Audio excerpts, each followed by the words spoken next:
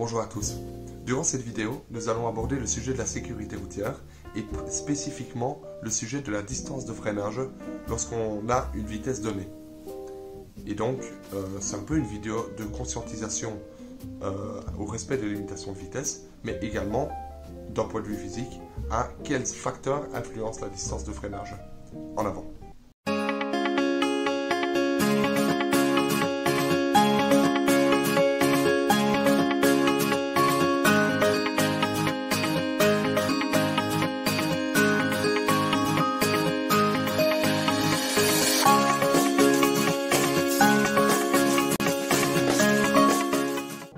Voici la mise en situation. Une voiture roule avec une vitesse initiale V0 et à un instant donné, le conducteur s'aperçoit qu'il doit effectuer un freinage d'urgence et s'arrêter au plus vite. Alors, les données à notre disposition, c'est que le temps de réaction du conducteur, c'est-à-dire le temps qu'il met entre le moment où il doit c'est-à-dire le temps qui s'écoule entre le moment où il sait qu'il doit effectuer le freinage d'urgence et le moment où il va effectivement commencer à appuyer sur le décélérateur, c'est-à-dire le frein, eh bien ça c'est ΔTR. C'est une donnée, disons, biologique des hommes. Et ensuite, la décélération maximum de la voiture, qui est une donnée mécanique de la voiture, elle nous est également donnée, et c'est la décélération A. Il s'agit ici d'une accélération, et donc cette accélération est négative. Et on demande de déterminer quelle est la distance de freinage minimum de cette voiture.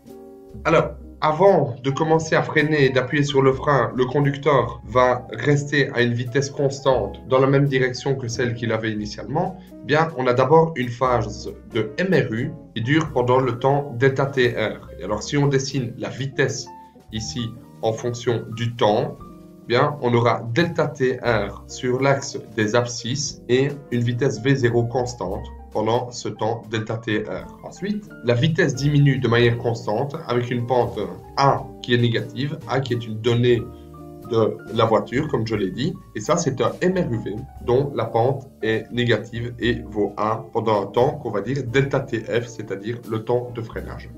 Et finalement, le temps du freinage d'urgence total, c'est ΔT1 plus ΔTF. Nous, ce qui nous intéresse, c'est de calculer la distance parcourue au cours de ce freinage. Et la distance parcourue, comme on le sait, c'est l'aire sous la courbe, c'est-à-dire la distance de réaction qu'on voit ici en bleu, pendant le temps ΔT1 à vitesse constante, additionnée à la distance de freinage qui est représentée par l'aire du triangle en orange, durant lequel la vitesse va diminuer. Donc finalement, nous, comme on nous demande de calculer la distance totale qu'il faut à la voiture pour s'arrêter, eh bien, on va simplement calculer l'aire de ce rectangle ici et lui additionner l'aire du triangle là. Calcul de la distance parcourue, bien, comme je l'ai dit, la distance totale parcourue durant le freinage est égale à la distance de réaction plus la distance de freinage que nous allons calculer par la suite. Distance de réaction, très facile, c'est l'aire en bleu. Et elle est composée uniquement de données qui nous sont données dans le problème, c'est-à-dire le V0, la vitesse initiale de la voiture, ensuite le ΔTR qui est le temps de réaction du conducteur et qui, comme je l'ai dit, qui est une donnée biologique de l'homme. Et donc finalement, ΔXR est égal à ΔTR fois V0. Un peu plus compliqué ici, eh bien, c'est la distance qu'il faut à partir du moment où la voiture commence à freiner. Eh bien, c'est l'aire du triangle en jaune ici, c'est-à-dire la base ΔTF fois la hauteur V0 divisé par 2, puisque c'est un triangle et non un carré.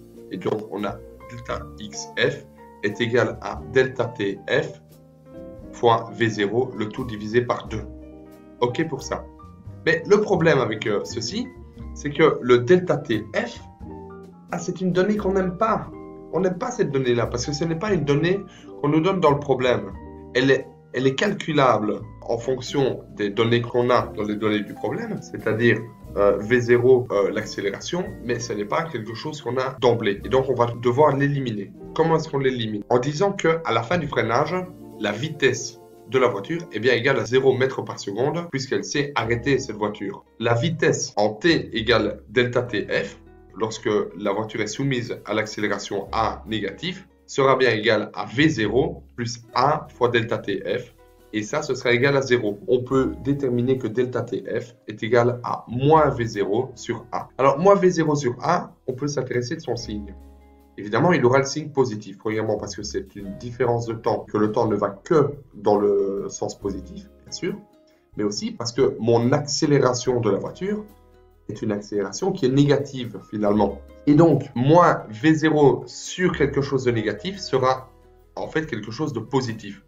Pour éviter toute confusion, pour simplifier les calculs, mais également pour éviter de faire des erreurs pendant qu'on utilise ceci, eh bien, je prends le parti de simplifier le moins qu'il y a ici en non pas écrivant A, mais la valeur absolue de A, qui est égale à moins 1 dans ce cas-ci, puisque A est négatif. Sa valeur absolue vaut moins 1, qui va se simplifier avec le moins qu'il y a devant ici. Et donc, si on réécrit ce delta TF en mettant la valeur absolue de A, il vaudra simplement V0 divisé par valeur absolue de A, qui sera également positive. Et ça, c'est notre équation de 2 petites étoiles. Nous avons donc delta XF est égal à 1,5 fois delta TF fois V0. Et delta TF est égal à V0 sur valeur absolue de A. Je peux réinjecter le 2 petites étoiles dans le 1 petite étoile. Et nous obtenons donc que delta XF, c'est-à-dire l'aire du triangle en jaune, est égal à V0 carré divisé par 2 fois valeur absolue de A. Bien voilà, maintenant on a calculé la distance de réaction et la distance de freinage, et on peut simplement les additionner pour déterminer la distance totale parcourue par la voiture au cours de ce freinage d'urgence. Distance totale est égale à delta X1 plus delta XF est égal à delta T1, qui est une donnée biologique de l'homme, fois V0 plus V0 au carré, divisé par 2 fois valeur absolue de A. Et alors, on se rend compte que ceci n'est pas une fonction linéaire en V0, mais une fonction quadratique. Qu'est-ce que ça veut dire ça? Bien, ça veut dire que si on augmente la vitesse initiale V0 par un facteur alpha, par exemple, on multiplie V0 par 2, eh bien, la distance de freinage ne sera pas multipliée par 2, mais elle sera multipliée par un facteur plus grand que 2. C'est ça que ça veut dire, puisqu'il y a ce membre V0 au carré sur 2A. V0 au carré sera multiplié, en fait, non pas par A, mais par A carré. Donc, on voit bien que c'est une fonction qui, en fait, est une parabole en fonction de V0 et qui nous explique bien pourquoi, si on dépasse la vitesse limite et qu'on, par exemple, si la vitesse est limitée à 30 km/h et que je roule à 60 km/h, il me faudra non pas 2 fois plus de distance que si je roulais à 30 à l'heure pour m'arrêter, mais peut-être 4 fois plus de distance, puisqu'on a ce facteur au carré qui vient multiplier la distance avec un facteur quadratique. Donc, pour fixer les idées, j'ai déterminé cet exercice que nous allons pouvoir remplir ensemble sur base de la formule qu'on a. Le temps de réaction d'un conducteur est de 1 seconde et la décélération maximum de la voiture est de 8 mètres par seconde au carré. Quelle sera donc la distance de freinage? Alors, pour commencer, j'ai dit que on va calculer cela pour V0 égale 50 km/h, 70, 90 et 120 km/h. La première chose à faire, c'est de transformer tous ces V0 en mètres par seconde, puisqu'on utilise uniquement les unités du système international. Voilà. 13,8, 19,4, etc. Ensuite, bien, mon delta X1 est égal au temps de réaction, c'est-à-dire 1 seconde, fois la vitesse 0, delta X1. Et donc, dans ce cas-ci, la première case sera complétée en disant temps de réaction 1 seconde fois 13,8. Voilà, ça nous donne 13,8 mètres. Je fais exactement pareil pour toutes les autres cases de la première colonne. Voilà. Ensuite, je fais mon delta XF. Et je sais que delta XF est égal à V0 au carré, en fonction de ce qu'on a comme V0, divisé par 2 fois la valeur absolue de moins 8 mètres par seconde au carré. Et on calcule ça pour la première case et ça me donne 12,05 mètres. Et donc on se rend compte qu'à 50 km/h, il faut une distance plus importante pour se rendre compte que je dois freiner que de freiner réellement. Je fais cela pour la colonne tout entière. On voit qu'ici, la distance de freinage est bien plus importante que la distance de réaction. Voilà. Et le delta X total, eh bien, ce sera bien sûr égal au delta XR, qui est le delta X de réaction, plus le delta X de freinage à proprement parler.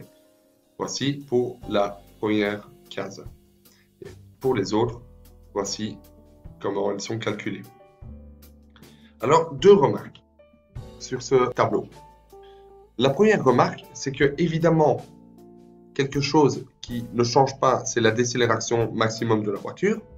Mais cependant, le temps de réaction du conducteur de 1 seconde est une donnée qui peut très très fortement changer en fonction des conditions dans lesquelles ce conducteur se trouve. Par exemple, est-ce que le conducteur est fatigué? Oui, le temps de réaction peut changer. Est-ce qu'il est en état d'ébriété? Si oui, le temps de réaction peut également changer. Est-ce qu'il est sous l'emprise de médicaments ou de stupéfiants? Pareillement, le temps de réaction peut changer. Et par exemple, si on passe à un temps de réaction de 2 secondes plutôt que 1 seconde, on voit par exemple qu'à 50 km/h, il faudra 26 mètres au conducteur pour se rendre compte qu'il doit seulement freiner, sans avoir commencé à freiner, auquel on devra ajouter 12 mètres de freinage. Et ceci nous donnera une réponse beaucoup plus importante ici que les 25 mètres que nous avons considérés. Et cela peut évidemment impacter sur la vie des utilisateurs et évidemment aussi celui du conducteur. Alors, deuxième remarque, au sujet plutôt physique de l'allure de la fonction delta X total en fonction de V0, qui est, comme je vous ai dit, une fonction quadratique, c'est-à-dire une fonction du second degré. Eh bien, regardez, d'ici de 50 km/h à 120 km/h, la vitesse est multipliée par 2,4. Et en fait, on va se rendre compte que la distance de réaction totale n'est pas multipliée par 2,4, mais multipliée par plus ou moins 4. Et donc, on voit vraiment qu'il y a ce facteur beaucoup plus important multiplicatif de delta X total par rapport à la vitesse initiale. Et ça, c'est un résultat intéressant, car il montre l'impact de dépasser une vitesse sur la distance totale qu'il faut à la voiture pour s'arrêter. Voilà pour ceci. J'espère que vous avez bien compris. Et nous allons faire 1 ou 2 exercices comme cela en classe. N'hésitez pas à me contacter si vous avez la moindre question. Bonne journée!